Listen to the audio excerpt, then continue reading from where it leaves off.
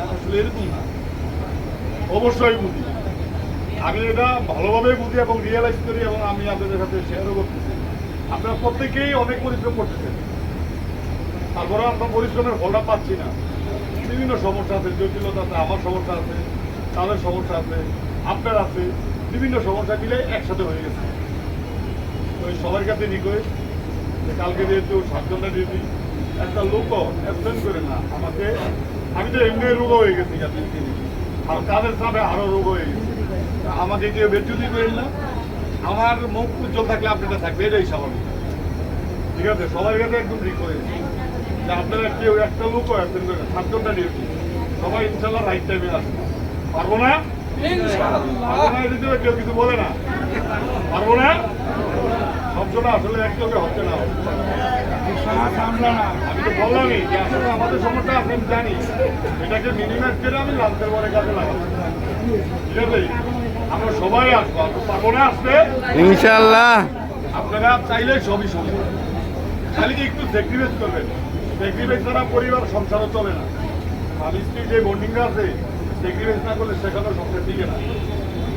স্ত্রী একবার বললে স্বামীকে ক্ষমা করতে হবে, স্বামীর একবার বললে স্ত্রীকেও ক্ষমা করতে হবে। স্যাক্রিফাইস সহানুভূতি না থাকলে কোনো পরিবারও টিকে না। ঠিক আছে না? আপনারা সবাই অবশ্যই জানেন, নতুন করে বলে কিছু দেওয়ার নাই, আমরা সবাই জানি। বাট আমি একটু মনে করে দিলাম, আমরা সবাই জানি 5 ওয়াক্ত নামাজ না পড়লে কি হবে, কি হবে। কিন্তু আমরা পড়ি না, যেটা পড়তে টাকা লাগে না, তার সাথে সময় লাগে। নামাজ যেই সংসারে, যেই পরিবারে, যেই টিমে নামাজ কালাম আছে, ওই টিম কখনো ফেল হইতে পারে না, বরকতহীন হইতে পারে না। যেখানে নামাজ কালাম আছে সেখানে বরকত আছে, একদম চিরন্তন সত্য।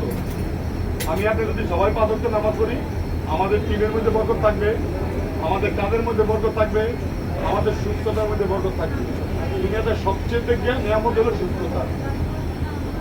কারণ শরীর সুস্থ থাকলে সব কিছুই ভালো লাগে, আর না থাকলে আপনাকে যদি ওই দেশের প্রধানমন্ত্রী বানিয়ে দেয়, ভালো লাগবে না। লাগবো? লাগবে না। আপনার শরীর অসুস্থ, আপনার জান বাঁচে না। আপনি যদি পৃথিবীর সবচেয়ে ভালো খাবার দেয়, আপনি খাবেন? খাবেন না। এই সুস্থতা তো আছে আসলে আল্লাহ পাকের পক্ষ থেকে। তাহলে আমরা যদি সবাই 5 ওয়াক্ত নামাজ পড়ি কাজের সাথে সাথে, তাহলে আসলে কার্য ইবাদত হিসাবে বলতে কি রয়ে যাবে। আল্লাহ পাকে একটা রহমত থাকবে, আমার কাছে ওয়ার্ল্ডার হবে না, প্রোডাকশন ভালো হবে, ইমিউনিটি ভালো হবে, সংসারের বিপদাপদ থাকবে না, সংসারের রহমত থাকবে, ছেলে মেয়েদের উপরে বিপদাপদ আসবে না, ছেলে মেয়ে মানুষ হবে, ছেলে মেয়ের কথা শুনতে বাধ্য থাকবে, স্বামী কথা শুনবে, স্ত্রী কথা শুনবে।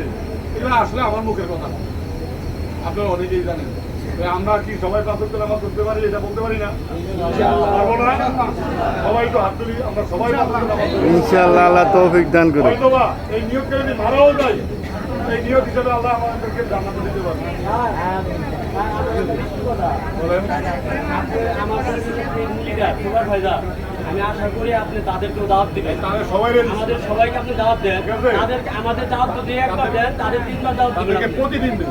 ঠিক আছে, প্রতিদিন তাদের দিন। 3 বার দাওয়াত দিবেন। ঠিক আর আছে। আমার যে মা বোন আছে, আমার ভাইরা আছে, তারা যদি নামাজে যায়, অন্তত তারা জানে হাসি মুখে এটা মাইনা নেয়। ঠিক আছে, ইনশাআল্লাহ অবশ্যই বলে দেন। আমাদের জন্য যে প্রোডাকশন কম হয়, ওটা আমি বুঝে নিই। আমাদের টিম লিডারের মধ্যে অনেক কিছু ঠিক আছে। পছন্দ করে না।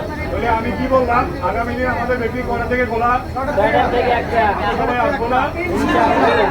আমাকে বেচুতি করেন, আমি এমনি অসুস্থ, আমাকে